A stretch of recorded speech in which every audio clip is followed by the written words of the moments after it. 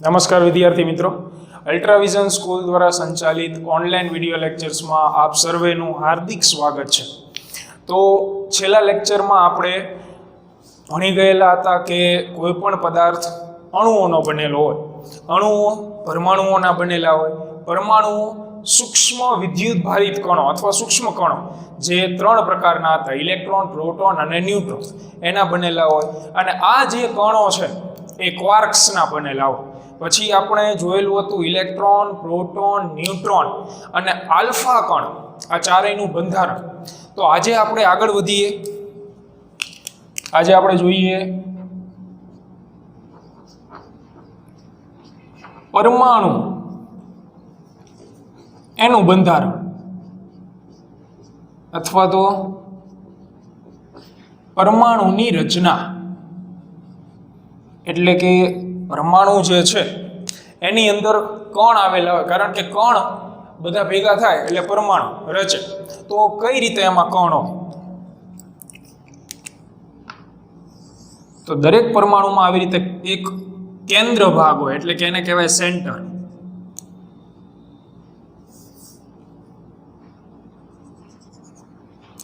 અને એની આસપાસ આવી રીતે વર્તુળાકાર કક્ષાઓ તમને જોવા મળે।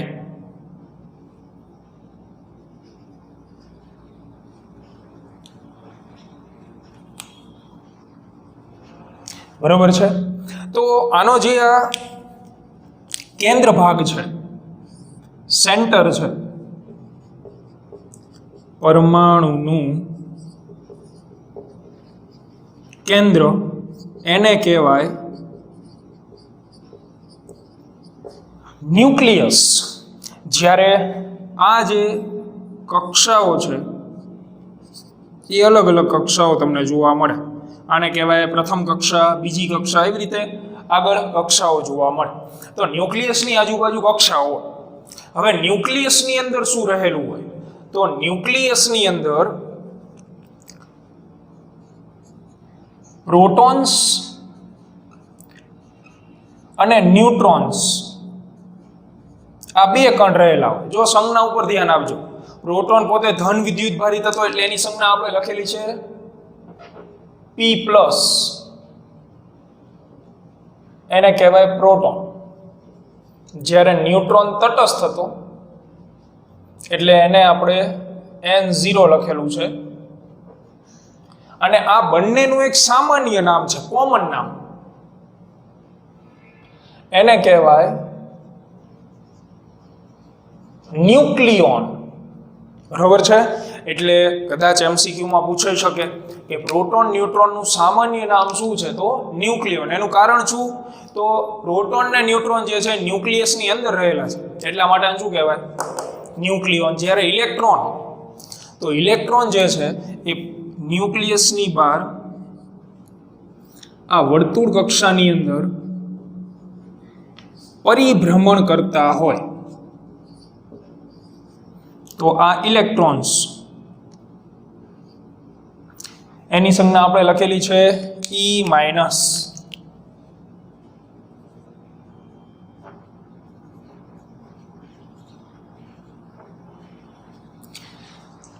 તો આ પરમાણુની શું થઈ ગઈ? રચના। તમને પરમાણુની અંદર આટલું જોવા મળે। આનો આપણે ધોરણ 12માં વિગતવાર અભ્યાસ કરીશું। ધોરણ 12માં તમારે ન્યુક્લિયસ નામનું આખું એક ચેપ્ટર આવશે, બરાબર? અત્યારે માત્ર ઉપર છેલ્લી માહિતી આપણે ભણી ગયા। તો હવે આપણે આગળ વધીએ।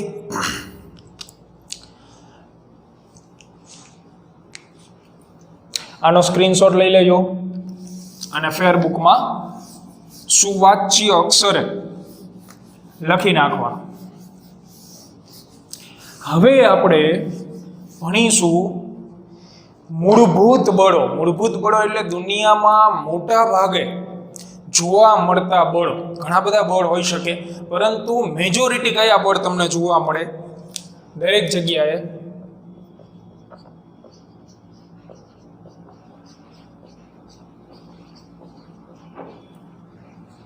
તો મેજોરિટી અલગ અલગ હોય એવા તમને ચાર બળ જોવા મળે। સૌથી પહેલું બળ ગુરુત્વાકર્ષણ બળ જે નાનપણથી તમે ભણતા હોવો છો કે ન્યૂટન ઝાડવા નીચે બેઠો તો સફરજન નીચે પડ્યું, એને ખાધું નહીં, વિચાર્યું શું કામ નીચે જ પડ્યું, એના ઉપરથી ગુરુત્વાકર્ષણ બળની શોધ થઈ. પછી બીજું બળ છે વિદ્યુત ચુંબકીય બળ. તો આની શોધ પણ ન્યૂટનનો ભાઈબંધ ન્યૂટન જેવો જ કુલંબ નામના વૈજ્ઞાનિકે કરેલી હતી. બરોબર છે. એના પછી વીક ન્યુક્લિયર બળ. તો ન્યુક્લિયર બળ એટલે ન્યુક્લિયસની અંદર લાગતું હોય એને ન્યુક્લિયર બળ કહેવાય, પણ વીક ન્યુક્લિયર બળ. અને ચોથું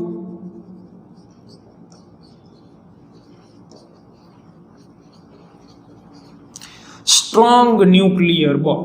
આ ચારેય મૂળભૂત બળ છે. બરાબર છે. તો આ ચારેય બળ વિશે આપણે વિગતવાર અભ્યાસ કરીશું. આજના લેક્ચરમાં આપણે બે બળ ભણવાના છે, ગુરુત્વાકર્ષણ બળ, વિદ્યુત ચુંબકીય બળ. બંને થિયરી બે માર્કમાં પૂછાવા લાયક છે. 2 માર્કમાં તમને પૂછાય ગુરુત્વાકર્ષણ બળ વિશે લખો, 2 માર્કમાં વિદ્યુત ચુંબકીય બળ વિશે પૂછાય, અને તફાવત પણ પૂછાઈ શકે. તો ધ્યાનથી જેટલું લખાવો એટલું વ્યવસ્થિત વાંચી લેવાનું, પાકું કરી નાખવાનું. એટલે આપણે સ્ટાર્ટ કરીએ. સૌથી પહેલું બળ ગુરુત્વાકર્ષણ બળ.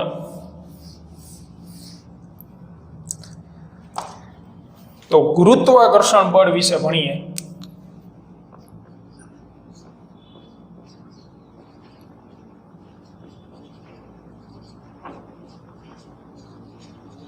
ગ્રેવિટેશનલ ફોર્સ કહેવાય અને અંગ્રેજીમાં. તો સૌથી પહેલા બળ લાગવા માટે જવાબદાર કોણ? ગુરુત્વાકર્ષણ બળ લાગવા માટે તો દળ ધરાવતી કોઈ પણ બે વસ્તુઓ હોય એમના વચ્ચે ગુરુત્વાકર્ષણ બળ લાગે. એટલે સૌથી પહેલો મુદ્દો કે વિશ્વમાં રહેલી દળ ધરાવતી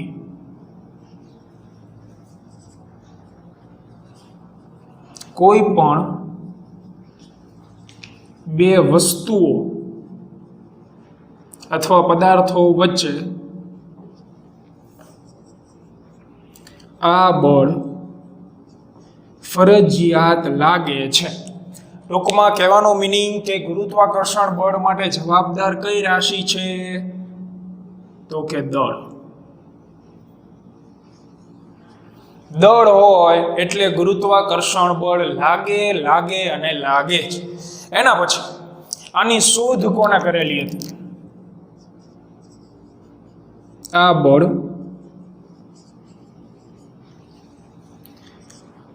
ન્યૂટને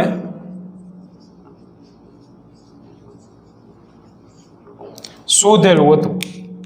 એના પછી તો આના ઉપર ઘણી બધી ચર્ચાઓ અને ઘણા બધા ઇમ્પ્રુવાઇઝેશન આવી ગયા, એડિટિંગ થઈ ગયું હોય ને. એટલે મૂળભૂત ટૂંકમાં બળનો પાયો નાખનાર વૈજ્ઞાનિક કોણ હતો? ન્યૂટન. તો આ બળ એ કઈ રીતે લાગે અથવા તો એનું મૂલ્ય કઈ રીતે બદલાય? તો ન્યૂટને એના માટે નિયમ આપેલો હતો. તો ન્યૂટનના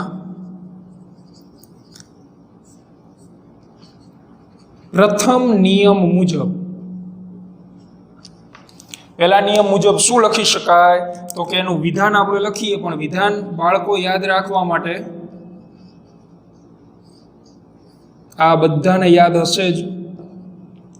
આના ઉપરથી વિધાન સિમ્પલ રીતે આવડી જાય કે ન્યૂટનના પ્રથમ નિયમ મુજબ કોઈ પણ બે પદાર્થ વચ્ચે લાગતું F એટલે ગુરુત્વાકર્ષણ બળ, M1 M2 એટલે દળ, તે બે પદાર્થના દળના અહીંયા શું છે? બંનેનો ગુણાકાર. બંનેના દળના ગુણાકારના સમપ્રમાણમાં અને તેમની વચ્ચેના અંતરના વર્ગના વ્યસ્ત પ્રમાણમાં હોય છે. આ જો અંશમાં હોય તો સમપ્રમાણ, છેદમાં હોય તો વ્યસ્ત પ્રમાણ. એટલે ન્યૂટનના પ્રથમ નિયમનું વિધાન ખૂબ જ અગત્યનું કે કોઈ પણ બે પદાર્થો વચ્ચે લાગતું ગુરુત્વાકર્ષણ બળ એ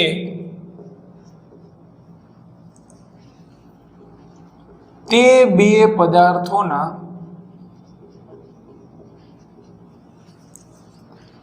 દળના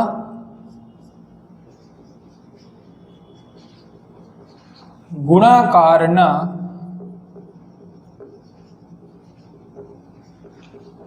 સમપ્રમાણમાં અને તેમની વચ્ચેના અંતરના વર્ગના વ્યસ્ત પ્રમાણમાં હોય છે. તો વિધાન નો ડાઉટ ખૂબ મોટું છે, પણ તમારે યાદ કઈ રીતે રાખવાનું, ચલો એક વખત ફરીથી. કોઈ પણ બે પદાર્થો વચ્ચે લાગતું ગુરુત્વાકર્ષી બળ તે બે પદાર્થોના દળના ગુણાકારના સમપ્રમાણમાં અને તેમની વચ્ચેના અંતરના વર્ગના છેદમાં હોવાથી વ્યસ્ત પ્રમાણમાં હોય છે. બરોબર, આને તમે 2-4 વખત વ્યવસ્થિત વાંચશો ધ્યાન દઈને તો યાદ રહી જશે. દળના ગુણાકારના સમપ્રમાણમાં અને અંતરના વર્ગના વ્યસ્ત પ્રમાણમાં હોય છે. આગળ વધીએ તો ગુરુત્વાકર્ષી બળ જે છે એ સાર્વત્રિક છે. સાર્વત્રિક એટલે કે અત્ર તત્ર સર્વત્ર. શૂન્યાવકાશમાં લાગે. સૂર્યની આજુબાજુ બધા ગ્રહો કેમ ફરે છે? સૂર્યની બીક લાગે છે એટલે નહીં, કારણ કે બધા ગ્રહો વચ્ચે શું છે? સૂર્ય વડે લાગતું ગુરુત્વાકર્ષી બળ છે. જેનું દળ વધારે એના વડે ગુરુત્વાકર્ષી બળ વધુ હોય. આપણે પૃથ્વી ઉપરની વાત કરીએ તો હાથી અને પૃથ્વી, એલિફન્ટ, એ બેમાં દળ કોનું વધારે? પૃથ્વી. તો કોણ કોના ઉપર બળ લગાડે છે? પૃથ્વી હાથી ઉપર. બરોબર, એટલે આમાં એવી રીતે વર્ક થાય કે જેનું દળ વધારે એના વડે લાગતું ગુરુત્વાકર્ષણ બળ વધારે. તો આ બળ સાર્વત્રિક છે, એટલે ટૂંકમાં દુનિયાના દરેક ખૂણે તમને જોવા મળે. એના પછી આ બળ ગુરુ અંતરીય છે. ગુરુ અંતરીય એટલે શું? અંતર અને ગુરુ એટલે મોટું. ટૂંકમાં આ બળની અસર તમને ખૂબ જ મોટા અંતરો સુધી જોવા મળે. એટલે આપણે વાત કરીએ તો સૂર્ય અને પૃથ્વી વચ્ચેનું અંતર ઘણું બધું છે. એવી રીતે પૃથ્વી અને ચંદ્ર વચ્ચેનું અંતર પણ ઘણું બધું છે.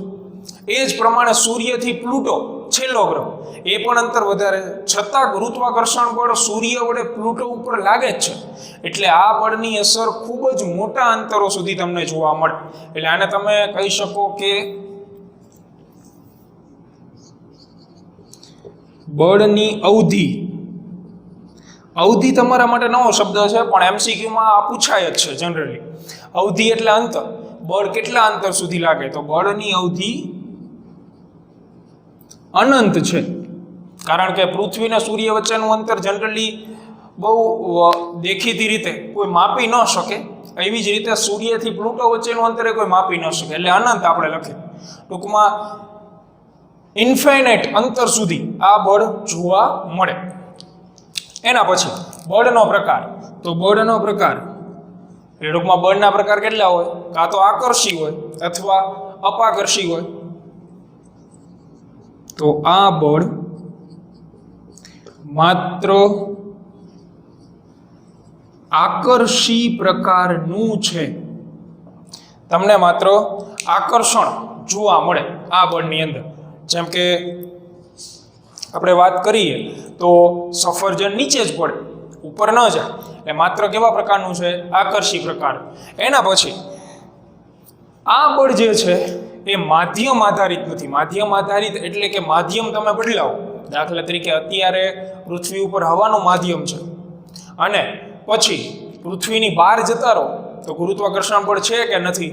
છે જ. જેમ કે પૃથ્વીની આજુબાજુ શું ફરતું હોય? ઉપગ્રહો. માનવ સંચાલિત ઉપગ્રહ હોય અને કુદરતી ઉપગ્રહ હોય તો પૃથ્વી વડે એના ઉપર બળ લાગે જ છે, પણ પૃથ્વી અને ઉપગ્રહ વચ્ચે કોઈ પ્રકારનું માધ્યમ છે નથી. પૃથ્વી અને ઉપગ્રહ વચ્ચે હવાનું માધ્યમ પણ છે નહીં, છતાં બળ લાગે છે. પૃથ્વી ઉપર પાછા આવી જાઓ તોય બળ લાગે છે, એટલે કે માધ્યમ બદલાય તો બળ બદલાય નહીં. તો આ બળ માધ્યમ આધારિત બિલકુલ નથી. એના પછી આ બળ જે છે એ દુનિયામાં સૌથી નબળું બળ છે. હવે મોટા ભાગના વિદ્યાર્થીઓને પ્રશ્ન થાય કે નબળું કેવી રીતે? તો નબળું એટલે કે મેં જે 4 બળ લખેલા હતા, ગુરુત્વાકર્ષી બળ, વિદ્યુત ચુંબકીય બળ, સ્ટ્રોંગ ન્યુક્લિયર અને વીક ન્યુક્લિયર, તો આ ચારેયની કમ્પેરિઝનમાં આ જે ગુરુત્વાકર્ષણ બળ છે એ સૌથી નબળું છે. બરોબર, કમ્પેરિઝનની વાત છે. સૌથી પ્રબળ આવશે સ્ટ્રોંગ ન્યુક્લિયર, એના કરતાં ઓછું પ્રબળ આવશે વીક ન્યુક્લિયર, એના કરતાં ઓછું પ્રબળ આવશે વિદ્યુત ચુંબકીય બળ, અને સૌથી નિર્બળમાં નિર્બળ બળ હોય તો કયું? ગુરુત્વાકર્ષણ બળ. અને એક ઉદાહરણ આપણે લખી નાખીએ. દાખલા તરીકે સૂર્ય વડે અન્ય ગ્રહો પર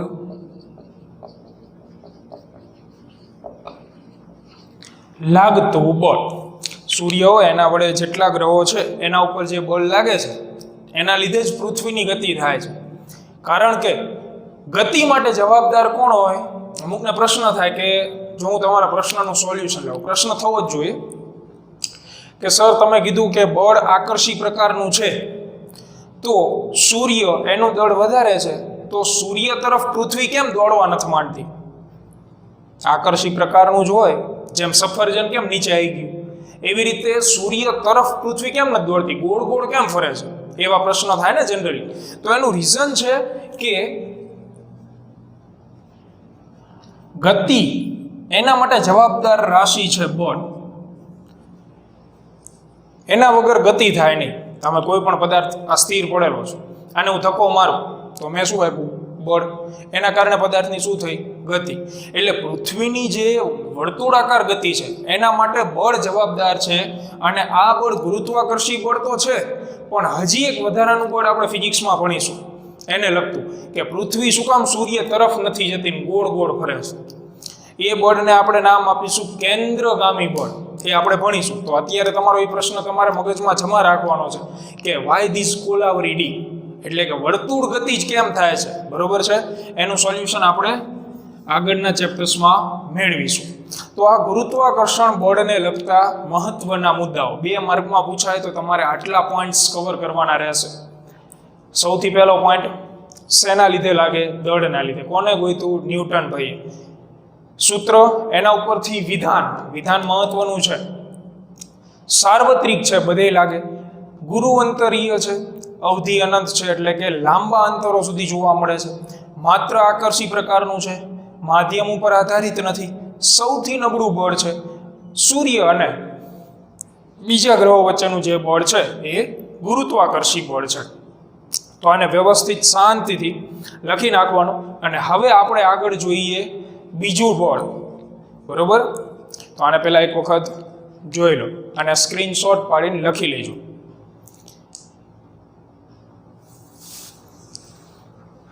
ચાલો હવે આગળ વધીએ.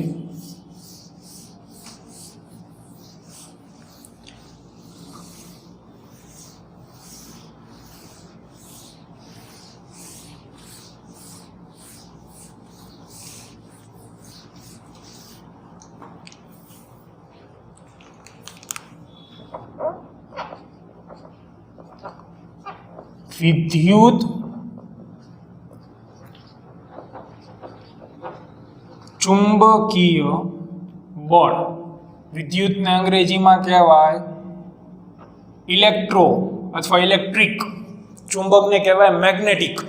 તો ઇલેક્ટ્રોમેગ્નેટિક ફોર્સ અંગ્રેજીમાં નામ છે આનું. તો આમાં સૌથી પહેલી બાબત, ગુરુત્વાકર્ષણ બળ સાથે કમ્પેરિઝન કરતા જાઓ. ગુરુત્વાકર્ષણ બળ માટે જવાબદાર શું હતું? દળ. એવી રીતે વિદ્યુત ચુંબકીય બળ માટે જવાબદાર શું આવશે? વિદ્યુત ભાર. આ બળ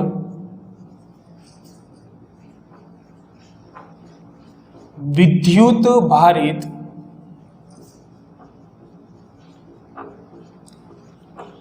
પદાર્થો વચ્ચે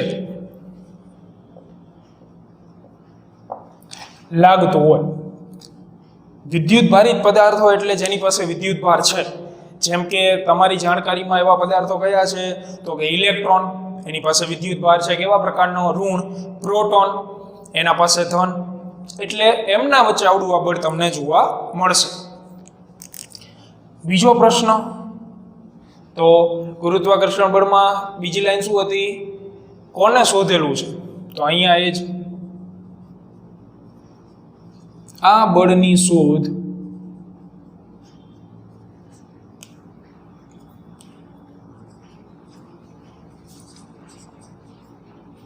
કુલંબ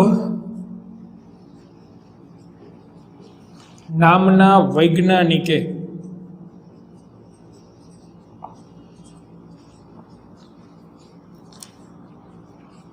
કરેલી હતી. બરોબર છે. ત્રીજી લાઈન, તો ગુરુત્વાકર્ષણ બળમાં જેમ તમારે બળનું સૂત્ર હતું એવી જ રીતે અહીંયા પણ બળનું સૂત્ર F ચલે છે Q1 into Q2 upon R², same as ગુરુત્વાકર્ષણ બળ. પણ દળની જગ્યાએ શું આવી જશે મિત્રો? હવે વિદ્યુત ભાર. આને અંતર કહેવાય. આ વિદ્યુત ભાર છે. તો લાઈન તમે હવે લખી શકો. લાઈન કઈ રીતે આવશે? તો બે સ્થિર, આ શબ્દ લખવો, બે સ્થિર વિદ્યુત ભારિત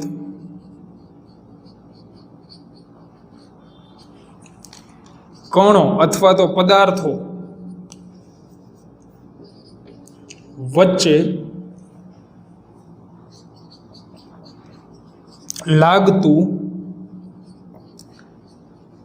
વિદ્યુત ચુંબકીય બળ એ, તો અહીંયા સુધીની લાઈન તો ઇન્ટ્રોડક્શન થઈ ગયું આ એફ. બે સ્થિર, સ્થિર શબ્દ શું કામ લખી નાખેલો છે આપણે?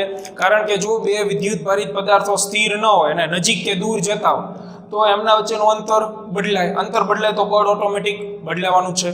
એટલે બે સ્થિર વિદ્યુત ભારિત કણો વચ્ચે લાગતું વિદ્યુત ચુંબકીય બળ એ વિદ્યુત ભાર એટલે કે તેમના વિદ્યુત ભારોના મૂલ્યોના, તો વિદ્યુત ભારોનું મૂલ્ય છે આવડું, અને એ બંનેનો શું છે? ગુણાકાર. વિદ્યુત ભારોના મૂલ્યોના ગુણાકારના સમપ્રમાણમાં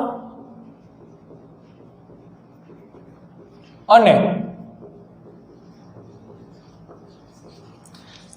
તેમની વચ્ચેના અંતરના વર્ગના કેવા પ્રમાણમાં? વ્યસ્ત પ્રમાણમાં.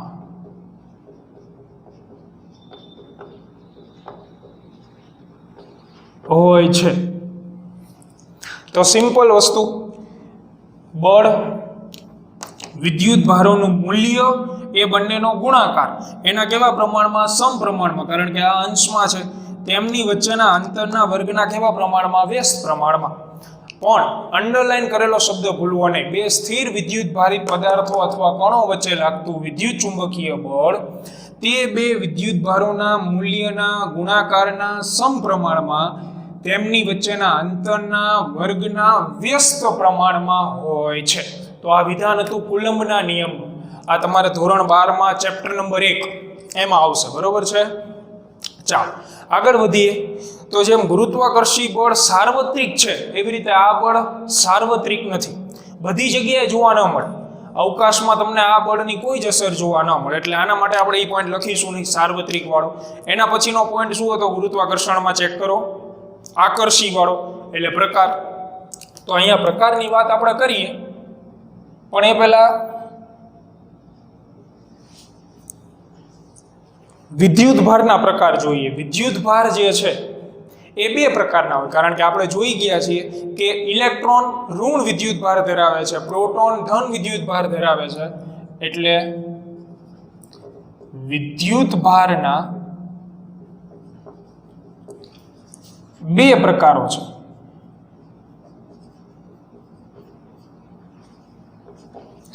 એક ધન વિદ્યુત ભાર અને બીજો ઋણ વિદ્યુત ભાર. તો એનો મીનિંગ બળના પણ બે પ્રકાર હોય. તેથી આ બળ બે પ્રકારનું હોય. બે કયા પ્રકારનું? તો કે આકર્ષી કે અપાકર્ષી.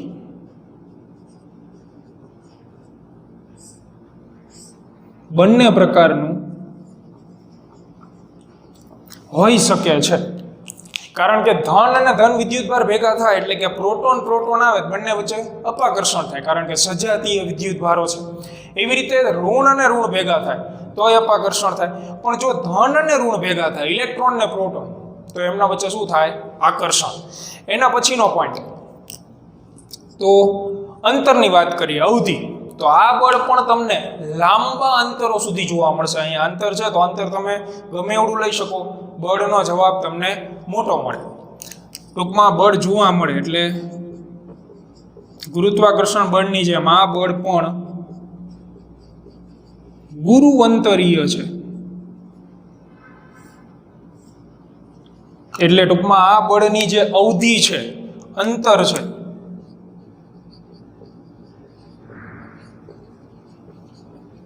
એ પણ આપણે શું ગણીશું? અનંત. એટલે ટૂંકમાં ખૂબ જ, જ્યારે હું અનંત શબ્દનો પ્રયોગ કરું એટલે મોટા અંતરોની વાત હોય. 5 લાખ કિલોમીટર, 15 લાખ કિલોમીટર, તો એ અનંતમાં આવે, બરોબર? કારણ કે એટલા કિલોમીટર કાપીને કોઈ જવાનું નથી. એટલે મોટા અંતરો સુધી તમને આવડું આ બળ પણ જોવા મળશે. એના પછીનો પોઈન્ટ કે માધ્યમ ઉપર આધાર રાખે કે કેમ? તો આ બળ જે છે એ માધ્યમ ઉપર આધાર રાખશે. આ બળ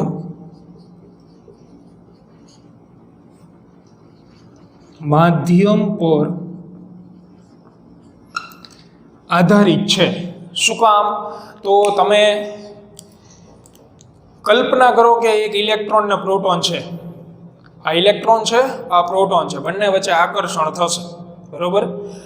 તો વચ્ચે પાતળમ પાતળું માધ્યમ અત્યારે આપણે મૂકેલું છે. પાતળમ પાતળું માધ્યમ એટલે કે હવાનું માધ્યમ છે. એટલે આકર્ષણના કારણે નજીક દોડશે ખરા બંને. પરંતુ જો તમે આ બંને વચ્ચે લાકડું મૂકી દો તો આકર્ષણ બળની અસર શું થાય? ઘટી જાય. હજી એના કરતાં ઘાટું માધ્યમ મૂકો, લોખંડ મૂકી દો, લોખંડનો જાડો ટુકડો મૂકી દો અહીંયા તમે નક્કર, તો આ બે ગતિ કરીને એકબીજાને અડી શકે નહીં, કારણ કે વચ્ચે શું આવી ગયું? માધ્યમ આવી ગયું. એટલે બળની અસર શું થાય? ઘટી જાય. એટલે આ બળ જે છે એ માધ્યમ ઉપર આધાર રાખશે. જેવું માધ્યમ એ પ્રમાણે બળની અસર તમને જોવા મળે. એના પછી આનો તમે સ્ક્રીનશોટ લઈને આટલું લખી નાખો. પછી આગળ હજી બે એક મુદ્દાઓ છે આ જ બળ વિશે, એ આપણે ભણી. તો એક વખત સ્ક્રીનશોટ લઈ લો આનો.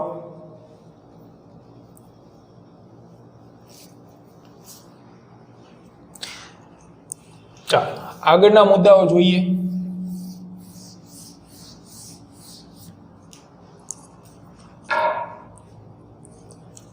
તો છેલ્લે વાત હતી પ્રબળતાની. તો આ બળ ગુરુત્વાકર્ષણ બળ કરતા પ્રબળ છે. ટૂંકમાં સાવ ગુરુત્વાકર્ષણ બળ જેટલું નિર્બળ નથી. અને છેલ્લે હવે આવશે ઉદાહરણ. તો ઉદાહરણ પહેલા આપણે હવે વાત કરી લઈએ મેઇન ટાઇટલની. ટાઇટલ એટલે કે આ બળનું જે નામ છે એ વિદ્યુત ચુંબકીય બળ છે. શું કામ આવું નામ પડ્યું? તો વિદ્યુત ભાર હોય, વિદ્યુત ભાર, આ વિદ્યુત ભારોની જે ગતિ છે એ વિદ્યુત ભારોની ગતિ એ વિદ્યુત પ્રવાહ ઉત્પન્ન કરે. દાખલા તરીકે આપણો જે ઘરની અંદર પ્લગ હોય એ પ્લગની અંદર ઇલેક્ટ્રોન્સ હોય. જેવી તમે સ્વિચ પાડો એટલે ઇલેક્ટ્રોન્સ જે છે એ દોડીને પંખા કે લાઇટ સુધી પહોંચતા હોય. ટૂંકમાં વિદ્યુત ભારની ગતિ થઈ તો વિદ્યુત ભારની ગતિના લીધે શું ઉત્પન્ન થાય તો કે વિદ્યુત પ્રવાહ.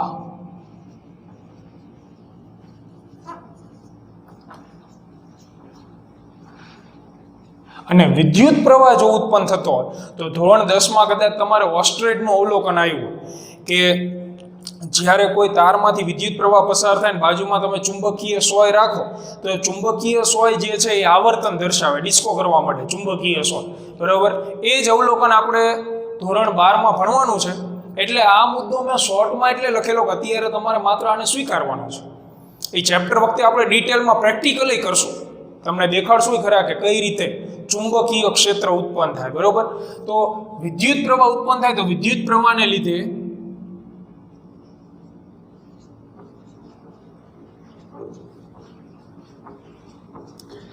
ચુંબકીય ક્ષેત્ર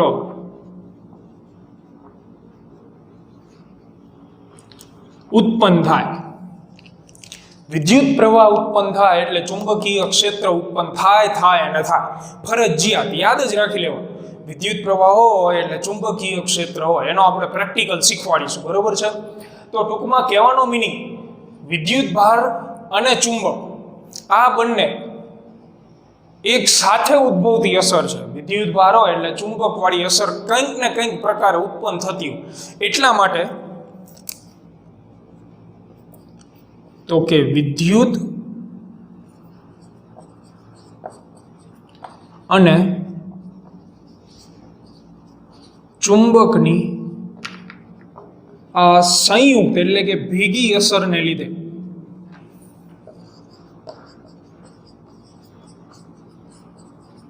આ બળનું નામ વિદ્યુત ચુંબકીય બળ પાડેલ છે. તો વૈજ્ઞાનિકોએ એમના નામ નથી પાડેલ. વિદ્યુત અને ચુંબકની સંયુક્ત ભેગી અસર જોવા મળે એટલા માટે આ બળનું નામ શું છે? વિદ્યુત ચુંબકીય બળ. તો આ એક એક્સ્ટ્રા પોઈન્ટ થઈ જશે તમારે વિથ રિસ્પેક્ટ ટુ ગુરુત્વાકર્ષણ બળ. એની કમ્પેરિઝન કરીને તમે થિયરી તૈયાર કરશો તો આ પોઈન્ટ તમારા માટે એક્સ્ટ્રા. અને છેલ્લે ઉદાહરણ તો ઇલેક્ટ્રોન પ્રોટોન વચ્ચે લાગતું બળ તમે લખી શકો.